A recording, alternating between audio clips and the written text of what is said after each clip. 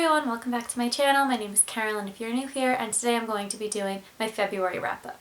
I had another incredible reading month and I'm so excited to talk about all the books with you. There are 8 in total, so I'm just going to get started.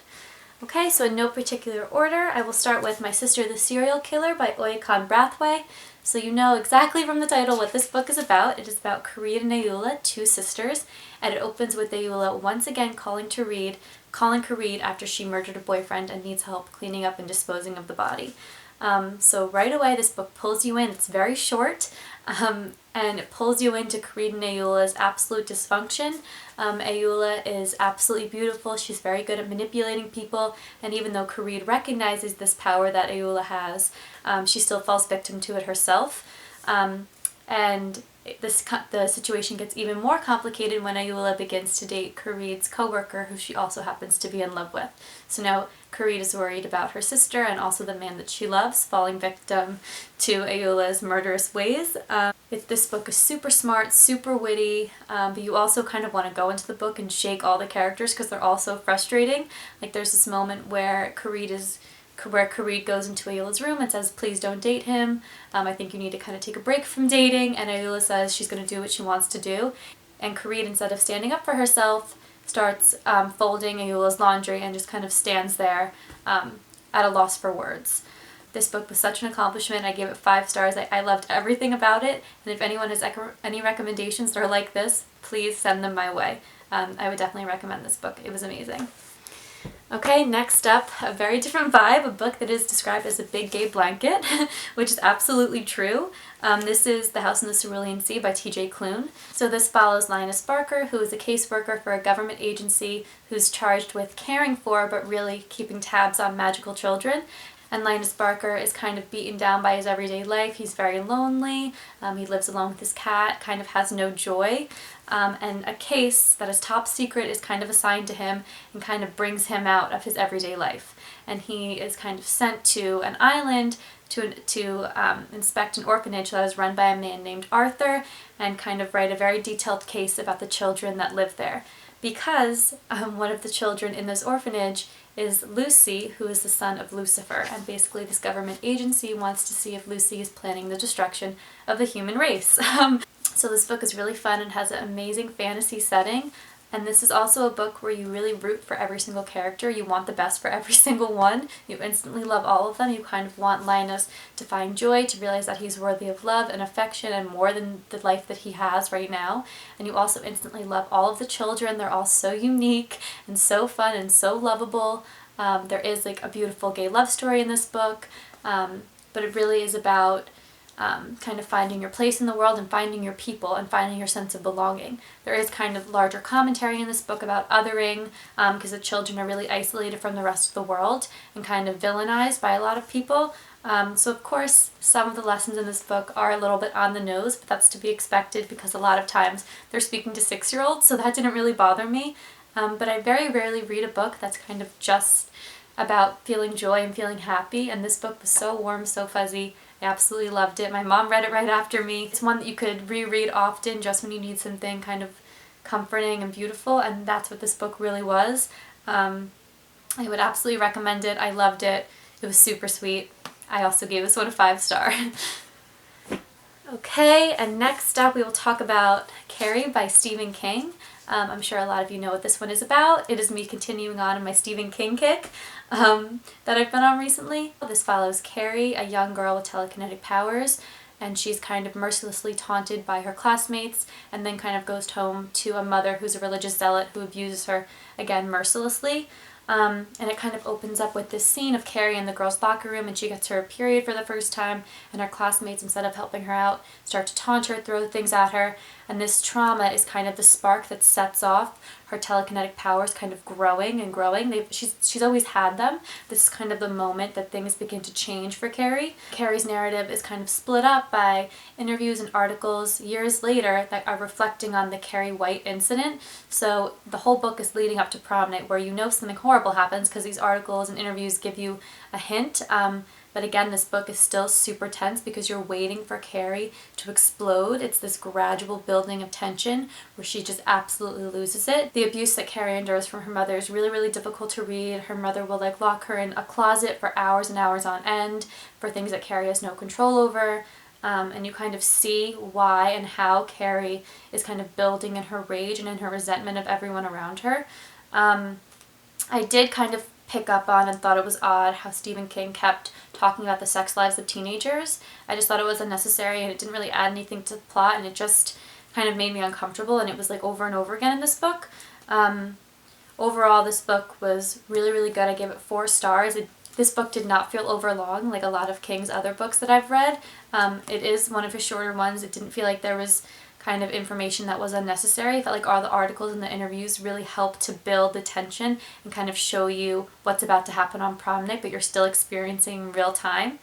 But you're still experiencing it in real time. So I would definitely recommend this one. I think it's a great King to start with because, like I said, it's not super long, and it's just what he does best, kind of showing the deterioration of the human mind.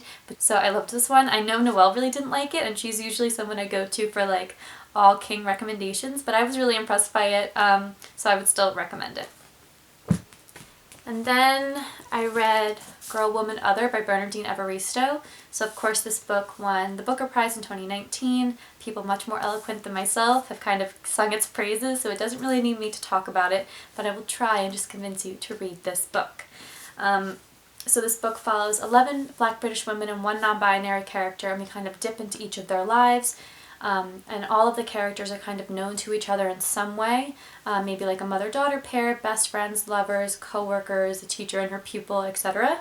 And I think that this is an example of an author who really does justice to all of her characters, not by showing them as flawless or as perfect in any way, because I think each of them are really flawed in a lot of ways, but I think Evaristo does them such a service by showing them so fully in all their complexities, so that when they do something, for example, like get into an ill-advised sexual relationship, you're not judging them as the reader, which I think is really interesting. You're almost just seeing this as like a moment in time, or just a small part of their larger whole.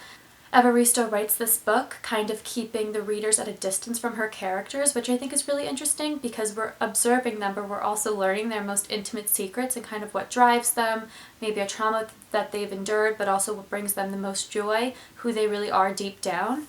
And another major theme of this book is the idea that you can never know somebody fully. I think even people that are, your closest relation or your best friend for decades and decades, this book kind of shows that you can never know them fully. This book was absolutely beautifully written. I think it's really a credit to Evaristo that at the end of the book, all 12 characters are completely distinguishable from one another. You know each person, you know all about them, which I think is a real accomplishment. But again, this book leaves you with a real sense of hopefulness, even when there are moments of suffering and of sadness, because this book really covers the whole spectrum of life, from beautiful relationships to abusive relationships to moments of joy to moments of pain. This book really has it all. I would definitely recommend this book. This was an easy 5-star for me, and I absolutely understand why everyone has been singing its praises all this time. Okay, and then the next book I read this month was Sense and Sensibility by Jane Austen. If you watched my January wrap-up, you know that I am trying to read a lot more Austen this year, hopefully even all of her books. And this is one that I have never read before, so I was really excited to pick it up.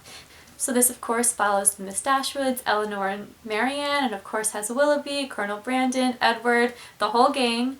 I absolutely loved this book. I think what surprised me about it, which I don't know why, I should have known, but really just how funny it was. Like the Mr. and Mrs. Palmer and Mrs. Jennings were absolutely hilarious. I think Austen really captures the absurdity of so much social politics in this book. This actually was different from the movie in some ways, specifically with Willoughby's storyline, because even though I have never read the book before, I grew up watching Sense and Sensibility. I would reenact that scene where Alan Rickman throws himself against the wall saying, "Give me an occupation or I shall run mad." So the movie was definitely familiar to me, but I absolutely loved this book. It was again such a comforting read about the bond of sisters, even sisters that are as opposite as Eleanor and Marianne. So I gave this one 4 stars. I still really enjoyed it, but for me, Pride and Prejudice kind of sits a little bit higher in my mind, but I loved it. Okay. So next I will talk about a book that I really didn't enjoy, so I will talk about it very briefly, and that is The Girls of Atomic City, which is the untold story of the women who helped win World War II. So basically this is about the height of World War II, Oak Ridge, Tennessee, which is basically a town that wasn't supposed to exist. It was basically kind of working towards the creation and use of the atomic bomb. And it's all about the young women who were kind of brought to this site to work on this atomic bomb in so many different ways, whether they be janitors, secretaries, chemical engineers. So this book is really sold as if it's about the young women and that we'll really learn how they kind of made a life in Oak Ridge while they were there. But that's just absolutely not the case. Most of this book was kind of taken up with actually the science behind making the atomic bomb and all of the elements, but also the bureaucratic aspect, which is interesting for some people, I'm sure, but for me that's really not what I wanted to read about, and I really thought I would be getting the women and learning about them. So I'm sure this book was like well researched, but it just was not what it set out to be, and it's definitely misleading in the title and in the synopsis. But again, this book was just like a huge disappointment. I gave it 2 stars. I really had to pull myself through it. I'm sure that other people would enjoy this book if you care about like the science behind making the atomic bomb and kind of Truman and the politics of it all, but for me this was like really, really boring and was just not what I thought it would be. So we're getting to the last 2, and that is Red at the Bone by Jacqueline Woodson. So this is about a fraught mother-daughter relationship between Melody and Iris, and you quickly learn that Iris was a teen mother and got pregnant with Melody when she was just 15, and it kind of shows the complexities of their relationship, but also kind of their family at large and how this teen pregnancy affected everyone. So it's really easy, I think, to read this book and almost want to villainize Iris because Melody and the father of her child, Aubrey, kind of feel abandoned by her because after Iris gives birth, she goes away to university as far away as she possibly can, almost trying to take back a piece of herself because she feels like so much of her youth has kind of been stolen from her, and she resents her pregnancy and the father in that way. But I think Woodson kind of does, again, similar to Evaristo, a service to her characters by showing them in all their complexities, because Iris is really just trying to find herself. She was so young when she had this child, and the father of her child was just a boyfriend when she was 15, and now she kind of feels tied to him. And I think there's this really beautiful moment where Iris is reflecting that she felt she wasn't willing or she wasn't able to give more of herself to her child, but she gave her her body and she brought her into the world, and for now that's all she felt like she can do for her. I think one of the highlights of this book was just its writing. It was absolutely beautiful. It was definitely lyrical, and in such a short book to kind of pull you in and make you care about every single character is really an accomplishment, because usually it takes me like a really long book to kind of fall into the characters and their story, but I was instantly committed to this entire family. I would definitely recommend this book. I gave it a 4-star. It was beautiful. Okay, and then lastly, Things in Jars by Jess Kidd. This is a very, very strange book. It's following Brady Devine, who is an investigator, and she's hired on a very top secret case about the kidnapping of a very unique child. So it definitely has that really fun Victorian London vibe, almost like a Sweeney Todd-esque dark streets of London. And I think the writing of this book was one of its highlights, that all of the characters are described in such detail with such whimsical and almost bizarre language that you can kind of see them in your head perfectly. For example, Brady's companion throughout the book is a dead man, a ghost who has like animated tattoos that go all over his body, if that just kind of gives you a little example of what it's all about. So this book kind of has kind of mad scientists, cadaver collectors, circus runners. It kind of has a lot of different bizarre characters, and it's kind of about the kind of this underground dark network of the trade of oddities and of creatures that will go for a high value. But really this book was pretty fun. It was just like an easy read, definitely strange, but it is like has that awesome Victorian London vibe, which is something that I really love reading, so I would recommend this one. I gave it a 3-star. It definitely can't compare to some of the other books I read this month, but it was like a fun read. Okay, so those are all the books I read this month. If you've read any of these books, please comment below and let me know your thoughts, and also comment your favorite book that you read in February, because I would really love to know. I'm always looking for new books to add to my TBR. Thank you so much for watching. I really appreciate it, and I'll see you in my next video. Bye everyone!